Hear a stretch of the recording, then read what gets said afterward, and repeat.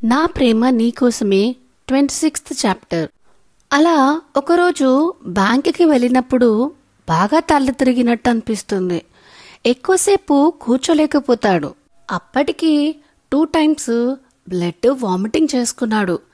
ఇలా కాదు, ఒకసారి డాక్టర్ని కలవాలి అని డిసైడ్ అయ్యి తన బైక్లో పోతే తను సరిగ్గా డ్రైవ్ చేయలేనని అర్థం చేసుకుని క్యాబ్ బుక్ చేసుకుని వెళ్తాడు శివ. డాక్టర్ మళ్ళీ కొన్ని టెస్ట్ చేసి ఇంకా మీకు టైం లేదు, ఎప్పుడైనా ఏమైనా కావచ్చు అని చెప్తాడు. లేదు డాక్టర్, నేను కొన్ని రోజులు బ్రతకాలి, నా భార్య బిడ్డని సేఫ్గా ఉండేలా చేయాలి అని ఎమోషనల్గా అవుతూ చెప్తాడు. అది మా చేతుల్లో ఉంటే కొన్ని రోజులేంటి శివ, 100 years అయినా బ్రతికేలా మిమ్మల్ని కాపాడే వాళ్ళం కదా అని చెప్పి, కొన్ని రోజులైతే ఈ మెడిసిన్ వాడండి, అది మిమ్మల్ని ఇంకొన్ని రోజులు బ్రతికిస్తుందేమో, బట్ నాట్ హోప్ఫుల్లీ అని చెప్తాడు డాక్టర్. థ్యాంక్ యూ డాక్టర్ అని చెప్పి అక్కడి నుంచి వెళ్ళిపోతాడు శివ. నిరాశ నిస్పృహతో బ్యాంకుకు వెళ్ళి టాబ్లెట్ వేసుకుని కాసేపు అక్కడే గడిపి కాస్త నార్మల్ అయ్యాను అని అర్థమయ్యాక తన బైక్ తీసుకుని ఇంటికి స్టార్ట్ అవుతాడు. తను వెళ్తున్నంతసేపు ఇందు ఇంకా కూతురు గురించి ఆలోచిస్తూనే వెళ్తూ సడన్గా ఒక కార్కి గుద్దబోయి బ్రేక్ వేస్తాడు. ఇంచు దూరంలో ఆగుతుంది బైకు కారుకి. కానీ స్కిడ్ అయి కింద పడతాడు శివ. కారు ఓనరు కార్ దిగి శివకి చివాట్లు పెట్టడానికి దిగుతాడు. ఏయ్, ఎవర్రా నువ్వు, చావడానికి నా కారే దొరికిందా అని తిడుతూ ఉంటాడు. ఆ తిట్లు స్టార్ట్ అవ్వగానే శివ పైకి లేచి ఆ వ్యక్తి వైపు చూస్తాడు. ఇద్దరూ ఒకరినొకరు ఆశ్చర్యంగా చూసుకుంటారు. ఇక్కడ ఇందు ఆయన చెప్పిన 1 రోజులు ఎప్పుడో దాటిపోయాయి, కానీ ఆయనలో మాత్రం మార్పు రాలేదు. ఎలాగైనా ఈ రోజుతో ఏదో ఒకటి తేలిపోవాలి, ఆయన్ని అసలు విషయం అడగాలి. ఎందుకో ఈ మధ్య బాగా డల్గా ఉంటున్నారు, ఏమైనా అడిగితే వర్క్ స్ట్రెస్ అంటున్నారు. ఇలా కాదు, అసలు ఆయన ప్రాబ్లం కేవలం వర్క్ స్ట్రెస్సేనా లేక ఇంకేదైనా ఉందా, గట్టిగా అడగాలి అనుకుని శివ కోసం ఎదురు చూస్తూ ఉంటుంది. పాప నిద్రపోయినట్టుంది కదా ఇందు, లోపల పడుకోబెట్టకపోయావా అని అడుగుతుంది నర్మద గారు సోఫాలో ఉన్న మనవరాలిని చూస్తూ. హా అత్తయ్య, ఆడి ఆడి అలాగే పడుకుంది, నేను ఆయన కోసం వెయిట్ చేస్తున్నాను, ఇలాగే ఆయన రాగానే ఒకేసారి రూమ్కి వెళ్దామని వెయిట్ చేస్తున్నా అంటుంది ఇందు. అసలు వాడు ఈ మధ్య ఇంటికి కరెక్ట్ టైంకి రావట్లేదు, ఇంట్లో ఉన్నంతసేపు కూడా ఎవరితో మాట్లాడకుండా ఏదో ఆలోచిస్తున్నాడు, ఏమై ఉంటుంది అని అంటుంది నర్మద. అదే అత్తయ్య, నాకు కూడా అర్థం కావట్లేదు, అందుకే ఈరోజు తాడో పేడో తేల్చేయాలని ఆయన కోసం చూస్తున్నా అంటుంది ఇందు.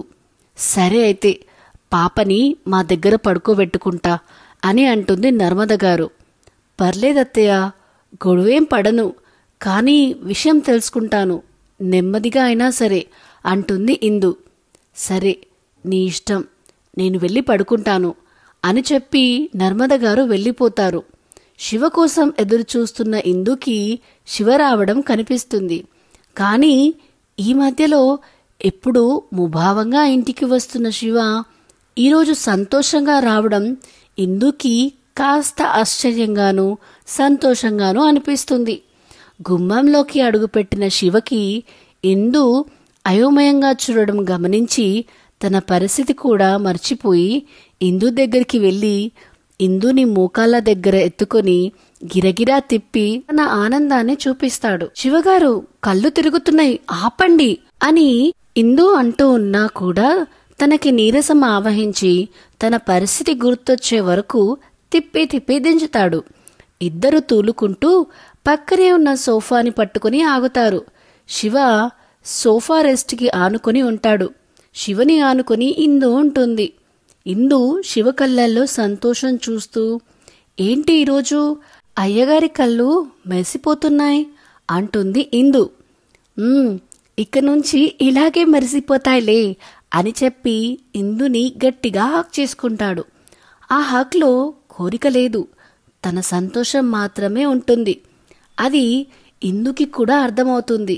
శివ కౌగిలిలో ఉండే, ఏంటి ఇన్ని రోజులు డల్గా ఉండి ఇప్పుడు ఇంత సంతోషంగా ఉన్నారు? నిజంగా వర్క్ టెన్షన్ కావచ్చు, అది అయిపోయినట్టుంది, అందుకే హ్యాపీగా ఉన్నారు అనుకుంటుంది ఇందు.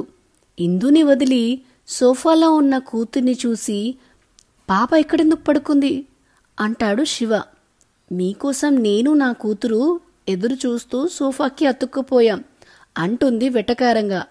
ఆ మాటకి ఇందు వైపు చిరుకోపంగా చూసి, సారీ ఇందు అని అంటాడు శివ. మీ సారీలు మీ దగ్గరే ఉంచుకోండి అని మూతి తిప్పి పాపని తీసుకుని తన గదిలోకి వెళ్తుంది. వెనకాలే ఫాలో అవుతాడు శివ. పాపని బెడ్ మీద పడుకోబెట్టి లేస్తుండగా వెనకాల నుంచి గట్టిగా హక్ చేసుకుని, రియల్లీ సారీ ఇందు, ఇన్ని రోజుల నా సమస్యకి పరిష్కారం దొరికింది, ఇంకెప్పుడు నిన్ను బాధ పెట్టను అని మనస్ఫూర్తిగా చెప్తాడు శివ. ఇందు శివ వైపు తిరిగి, ఇందుకు మీకు ఇన్ని రోజులు నిద్ర లేకుండా చేసిన ఆ సమస్య ఏంటో మాకు చెప్తారా అని అడుగుతుంది ఇందు. ఇప్పుడు ఆ సమస్యల గురించి ఎందుకులే కానీ, నాకు ఇవాళ చాలా ఆకలిగా ఉంది, నేను ఫ్రెష్ అయి వస్తా, తొందరగా డిన్నర్ పైకి తీసుకుని వచ్చేయ్ అని చెప్పి బాత్రూంలో దూరుతాడు. ఇంకా అక్కడే ఉంటే ఏం అడుగుతుందో అని. టాపిక్ ఎంత బాగా డైవర్ట్ చేస్తారో అనుకుని, అయినా మీరు హ్యాపీగా ఉండడం కావాలి మాకు అని నవ్వుకొని డిన్నర్ తీసుకురావడానికి కిందికి వెళ్తుంది. శివ ఫ్రెష్ అయి వచ్చేలోపు ఇందు డిన్నర్తో రెడీగా ఉంటుంది. ఇందుని నవ్వుతూ చూస్తూ ఇందు పక్కన కూర్చొని తనని తన మీద కూర్చోపెట్టుకుంటాడు. ఇంకా పెట్టు భోజనం అంటాడు శివ, ఇందు వైపు చిరునవ్వుతో చూస్తూ. శివని అలాగే చూస్తూ శివమోహాన్ని తన 2 చేతులతో పట్టుకుని, మీరెప్పుడూ ఇలాగే నవ్వుతూ ఉండాలి శివగారు, మీరు డల్గా ఉంటే మాకు కూడా ఏం తోచదు అని చెప్తుంది ఇందు. నా మొహం మీద ఉన్న ఇందు 2 చేతులని తన చేతుల్లోకి తీసుకుని వాటికి కిస్ పెడుతూ, ఎప్పుడూ ఇలాగే ఉంటాను సరేనా అని అంటాడు శివ.